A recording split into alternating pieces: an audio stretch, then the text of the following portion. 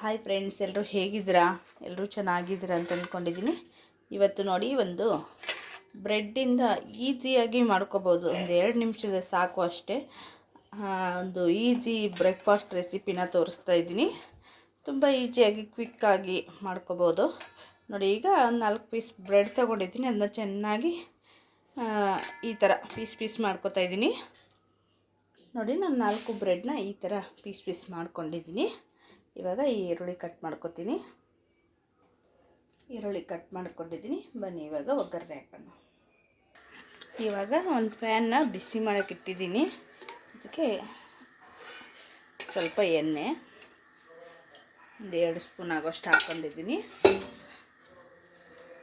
ಆಮೇಲೆ ಜೀರಿಗೆ, ಒಗ್ಗರಣೆಗೆ ಏನೇನು ಬೇಕಲ್ಲ, ಜೀರಿಗೆ, ಸಾಸಿವೆ ಎಲ್ಲ ಹಾಕೋತಾ ಇದ್ದೀನಿ. ಆಮೇಲೆ ಕಟ್ ಮಾಡಿಟ್ಟಿರೋ ಈರುಳ್ಳಿ,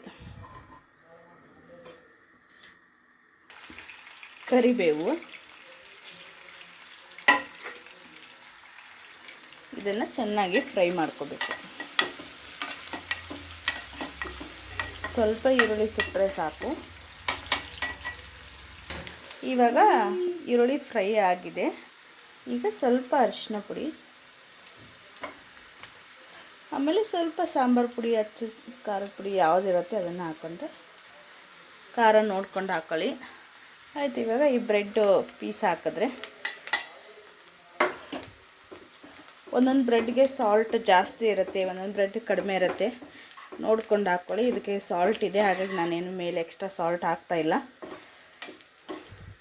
ಚೆನ್ನಾಗಿ ಕಲಿಸ್ಕೊಂಡು ಒಂದು 2 ನಿಮಿಷ ಫ್ರೈ ಥರ ಮಾಡಿಕೊಂಡ್ರೆ ತುಂಬ ಚೆನ್ನಾಗಿರೋ ಒಂದು ಬ್ರೆಡ್ ಉಪ್ಪಿಟ್ಟು ರೆಡಿ ಆಗತ್ತೆ.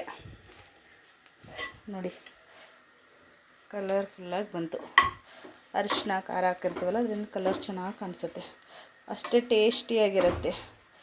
ನೋಡಿಕೊಂಡು ಸಾಲ್ಟ್ ಹಾಕ್ಕೊಳ್ಳಿ. ಕ್ವಿಕ್ಕಾಗಿ 2 ನಿಮಿಷ ಬ್ರೆಡ್ಡು ಈರುಳ್ಳಿ ಕಟ್ ಮಾಡಿಕೊಂಡ್ರೆ ಆಯಿತು. ಒಗ್ಗರಣೆ ಹಾಕಿದ್ರೆ ನಮ್ಮ ಬ್ರೇಕ್ಫಾಸ್ಟ್ ಸಂಜೆಗೆ ಸ್ನ್ಯಾಕ್ಸ್ ರೆಡಿ ಆಗುತ್ತೆ.